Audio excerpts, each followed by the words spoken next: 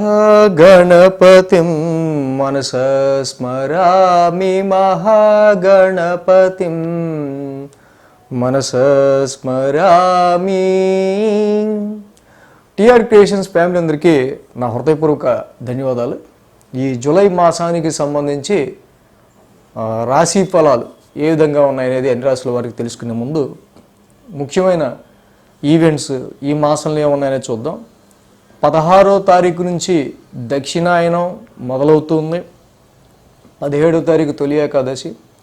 ఇక 21వ తారీఖు గురు పౌర్ణిమ. సో గురువులందరినీ కూడా మనం గౌరవించే రోజు, వారి ఆశీస్సులు తీసుకునే రోజు. ఇక 4వ తారీఖు మాస శివరాత్రి కూడా ఉంది ఈ జూలై మాసంలో మనకి. ఈ మాసంలో గ్రహస్థితి కూడా మనం చూసినట్టయితే కనుక మేజర్ లాంగ్ టర్మ్ ప్లానెట్స్ ఇక్కడ చూస్తే గురువు గారు వృషభ రాశిలోనే ఉంటున్నారు, రాహువు మీన రాశిలోను, కేతువు కన్యా రాశిలోను, శని కుంభరాశిలో స్వక్షేత్రంలో మూల త్రికోణంలోనే ఉన్నారు. ఇక మాసగ్రహాలైన రవి కుజ బుధ శుక్రుల విషయానికి వస్తే ఇక్కడ కుజ భగవానుడు మనం చూసినట్టయితే కనుక మొదటి 2 వారాలు ఆయన మేషరాశి స్వక్షేత్రంలోను, ఆ తర్వాత 2 వారాలు వృషభ రాశి శుక్రాచార్యుల వారి ఇంట్లో ఉంటున్నారు. సో అదే రవి యొక్క సంచారం కూడా చూస్తే మొదటి 2 వారాలు మిథున రాశి, తర్వాత 2 వారాలు కర్కాటక రాశి. ఇక శుక్రుడు జూలై 7వ తారీఖు వరకు కూడా మిథున రాశి మిత్రక్షేత్రం, తర్వాత కర్కాటక రాశిలో సంచారంలో ఉంటున్నారు. బుధ భగవానుడు మాత్రం జూలై 1వ తారీఖు నుంచి 20వ తారీఖు వరకు కూడా కర్కాటక రాశిలోను, 20 నుంచి 30వ తారీఖు 10 రోజులు కూడా ఇక్కడ సింహరాశిలోనూ ఉంటున్నారు. సో మనం చూసినట్టయితే మేజర్గా మాసగ్రహాలైన రవి కుజ బుధ శుక్రులు అందరిలోనూ ఇక్కడ ట్రాన్సిట్లో చేంజెస్ ఉన్నాయి. సో డెఫినెట్గా సమ్ మూమెంట్స్ అనేవి ప్రతి వాళ్ళ లైఫ్లో కూడా ఇక్కడ ఏర్పడతాయి అనడంలో ఎటువంటి సందేహం కూడా లేదు. సో ఈ విధమైన గ్రహస్థితి ఆధారంగా మనం మాస ఫలితాలు ప్రతి రాశి వారికి ఎలా ఉంటుంది అనేది మనం ఇప్పుడు తెలుసుకుందాం.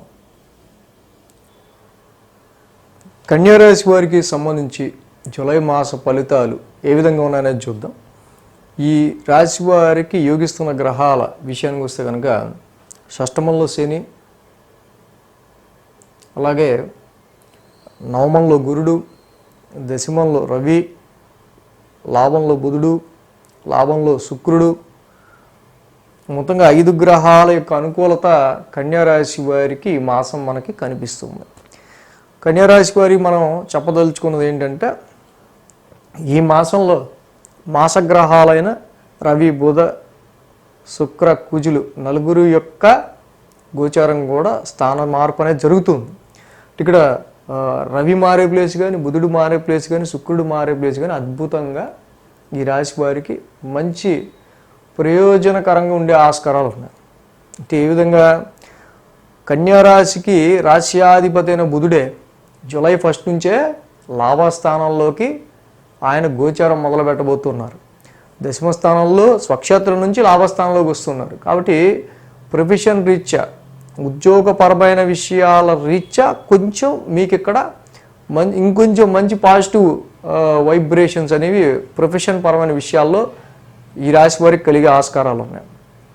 సో ఇక్కడ బుధుడు ఏకాదశంలోకి రాశ్యాధిపతి లాభస్థానంలోకి రావటం వల్ల ఆరోగ్యం అర్ధలాభస్య మనఃప్రీతి సుఖం భవేత్, బంధుప్రీతి యశోవృద్ధి లాభే ఏకాదశే బుధవు. సో ఎప్పుడైతే బుధుడు చక్కగా ఇక్కడ ఏకాదశంలోకి రాశ్యాధిపతిగా ఆయన బుధుడు ఏకాదశంలోకి వచ్చాడు, మంచి ఆరోగ్యాన్ని, ధనలాభాన్ని, ఆనందాన్ని, ఉత్సాహాన్ని, సుఖాన్ని, బంధుమిత్ర సమాగమనాన్ని, గౌరవ యొక్క వృద్ధిని కూడా కలుగు చేస్తున్నాడు. కాబట్టి జూలై 1 నుంచి బుధుడి యొక్క లాభస్థాన మార్పు, అదేవిధంగా శుక్రుడి యొక్క లాభస్థాన మార్పు 7వ తారీఖు నుంచి, రవి కూడా 17వ తారీఖు నుంచి లాభస్థాన మార్పు క్రమక్రమంగా ఎంతో కొంత వ్యాపార రీత్యా లాభదాయకంగా ప్రాఫిట్ పరంగా ఉండే ఆస్కారాలు కానీ, ఉద్యోగంలో కొంత రికగ్నేషన్, కొంత గుర్తింపు వచ్చే ఆస్కారాలు కానీ, ఈ మాసంలో మీరు ఏదైనా పెట్టుకున్న కొన్ని కోరికలు, మీ డిజైర్స్కి సంబంధించి, మీ కోరికలకు సంబంధించిన విషయాల్లో కానీ ఇన్వెస్ట్మెంట్స్ రీత్యా కానీ ఎంతో కొంత అభివృద్ధిని అనేది మాత్రం ఇక్కడ ఈ మాసం మనకి కలుగు చేస్తున్నది అనేది అర్థమవుతుంది. ఏ విధంగా షష్టమ స్థానంలో ఆల్రెడీ శని కూడా వక్రించి ఉండటం, సో చాలా వరకు కొంత టఫ్ పీరియడ్గా అనిపిస్తున్నప్పటికీ శని యొక్క వక్రం షష్టమ స్థానంలో చాలా అద్భుతమైన ఫలితాన్ని ఇస్తుంది. ప్రతి రాశికి కూడా శని వక్రం గురించి వీడియోస్ చేసాం, కన్యా రాశి వాళ్ళు కూడా చూడొచ్చు. సో కాబట్టి ఇక్కడ అనేకమైన ప్రాబ్లమ్స్ సాల్వ్ అవడం ద్వారా మీరు లాభపడే ఆస్కారాలు, అది ఆరోగ్యానికి సంబంధించి కావచ్చు, అప్పులకి సంబంధించి కావచ్చు, లేకపోతే ఇక్కడ శత్రు విజయానికి సంబంధించి కాంపిటీటర్స్కి సంబంధించిన విషయాల్లో కావచ్చు, ఈ సమస్యలను అధిగమించడం ద్వారా మీరు లాభం పొందే ఆస్కారాలు కన్యా రాశి వారికి క్రమక్రమంగా ఈ మాసంలో ఎక్కువ కనిపిస్తూ ఉన్నాయి మనకు. అయితే ఈ రాశికి సంబంధించి అష్టమ కుజ దోషం ముఖ్యంగా కనిపిస్తుంది. మొదటి 2 వారాలు కూడా కుజుడు అష్టమ స్థాన సంచారంలో కాబట్టి ఏ విధమైన ర్యాష్ డెసిషన్స్, కోపంతోనూ ఆవేశంతోనూ ఎలాంటి పనులు చేయకుండా, ర్యాష్ డెసిషన్స్ తీసుకోకుండా, ర్యాష్ డ్రైవింగ్స్ చేసుకోకుండా, కొంచెం కుజుడు అష్టమ స్థాన సంచారంలో ఉంది కాబట్టి blood related, haemoglobin and muscle related విషయాల్లో కొంచెం కేర్గా ఏమన్నా ఇష్యూస్ ఉన్నట్టయితే వాళ్ళు కేర్గా ఉన్నట్టయితే సరిపోతుంది. అలాగే భాగ్యస్థానంలో గురువు గారి యొక్క సంచారం మొదలైంది అద్భుతంగా. కన్యారాశి వారికి సప్తమాధిపతిగా, చతుర్థాధిపతిగా వ్యాపార అభివృద్ధి ఉంటుంది. ఫారెన్ ట్రావెల్స్కి సంబంధించి చేసే ప్రయత్నాల్లో చాలా మంచి ప్రయోజనాలు ఉంటాయి. అలాగే మ్యారేజ్ మ్యాచెస్ అక్కడ కొంచెం అబ్రాడ్లోనే అక్కడ ఆ ప్రదేశాల్లో ఉన్న వాళ్ళని చూసుకుందాం అనుకునే వాళ్ళకి తప్పకుండా ఆ ఫారెన్ సంబంధాలే రావాలనుకున్న వాళ్ళకి వచ్చే ఆస్కారాలు ఉన్నాయి. సో ఈ విధంగా గురుడు భాగ్యస్థానంలో మంచి అనుకూల ఫలితాన్ని, రవి బుధ శుక్రులు మాసగ్రహాలు మంచి అనుకూలమైన ఫలితాన్ని, అష్టమ కుజదోషం కూడా కొంత 13వ తారీఖు నుంచి వెళ్ళిపోవడంతో ఆ యొక్క భయం కూడా కొంచెం తగ్గిపోవడం. ఏదైనా ఈ కన్యా రాశి వాళ్ళకి సంబంధించి చాలా మంచి అనుకూలమైన ఫలితాలు ఈ యొక్క మాసంలో ఉన్నాయని మనం చెప్పొచ్చు. ఇటు వ్యాపారానికి సంబంధించి కానీ, మ్యారిటల్ లైఫ్లో తీసుకునే డెసిషన్స్ కానీ, మనం ఎలా చెప్పుకున్నట్టు ర్యాష్ డెసిషన్స్, కోపం ఆవేశంతో ఎటువంటి డెసిషన్స్ తీసుకోకుండా ఉంటాం, ఇవి వీళ్ళకి ఇంకా మంచి ఫలితాన్ని ఇస్తాయి.